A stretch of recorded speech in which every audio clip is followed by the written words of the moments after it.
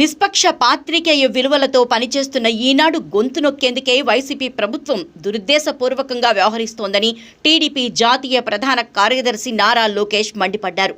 ప్రజాగళాన్ని అణిచివేసేందుకు జగన్ ప్రభుత్వం తన ఆధీనంలో ఉన్న అన్ని రకాల యంత్రాంగాల్ని దుర్వినియోగం చేస్తోందని దుయ్యబట్టారు.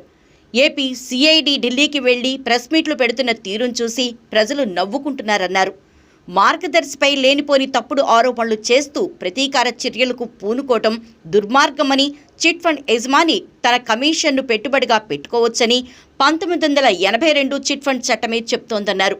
కేవలం కంపెనీ ఆర్జించే కమిషన్, ఇతర ఆదాయ నిల్వల్ని మ్యూచువల్ ఫండ్స్, షేర్లు మొదలైన వాటిలో పెట్టుబడులుగా పెట్టారని నారా లోకేష్ తెలిపారు. 2022 మార్చి 31 నాటికి కంపెనీ లిక్విడ్ ఆస్తుల విలువ 2,723 కోట్ల రూపాయలు ఉంటే చందాదారులకు చెల్లించాల్సింది కేవలం 1,170 కోట్లు మాత్రమేనని అన్నారు. కంపెనీ చట్టంలోని నిబంధనల ప్రకారం 2022 మార్చి 31 నాటికి ఫైనాన్షియల్ స్టేట్మెంట్లలో బహిర్గతం చేశారని తెలిపారు.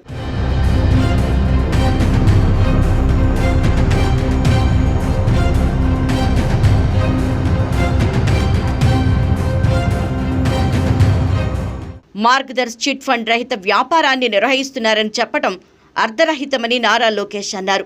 సిఐడికి కనీసం బ్యాంక్ స్టేట్మెంట్ల వెరిఫికేషన్, ప్రాథమిక అకౌంట్ సూత్రాలపై ఎటువంటి అవగాహన లేనట్లు కనిపిస్తోందని ఎద్దేవా చేశారు. ప్రతి ఏడాది మార్చి 31వ తేదీ చెక్కులు, వసూళ్లను నగదు రూపంలో లెక్కిస్తారు. అకౌంట్లో క్రెడిట్ చేయబడినప్పుడు బ్యాంక్ బ్యాలెన్స్లలో ప్రతిబింబిస్తాయి. ఇది సాధారణంగా ఆమోదించబడిన అకౌంట్ విధానం. సిఐడికి ఈ విషయం తెలియకపోవడం హాస్యాస్పదమని నారా లోకేష్ చెప్పారు. చిట్ ఫండ్ చట్టం 1982లో పేర్కొన్న నిబంధనలలో డిపాజిట్ అనే పదం నిర్వచించబడలేదు. కానీ చట్టంలోని సెక్షన్ 73 మాత్రం రిజర్వ్ బ్యాంక్ పాత్రను నిర్దేశిస్తోందన్నారు. సెక్షన్ 73 రిజర్వ్ బ్యాంక్ యొక్క సలహా పాత్ర గురించి స్పష్టంగా వివరిస్తోందని నారా లోకేష్ అన్నారు. ఈ చట్టానికి సంబంధించి రిజర్వ్ బ్యాంక్ పాలసీ ప్రశ్నలపై తన సొంత సూచనలు గానీ లేదని, రాష్ట్ర ప్రభుత్వం చేసిన అభ్యర్థనలపై తగిన సలహాలను గానీ ఇవ్వొచ్చన్నారు.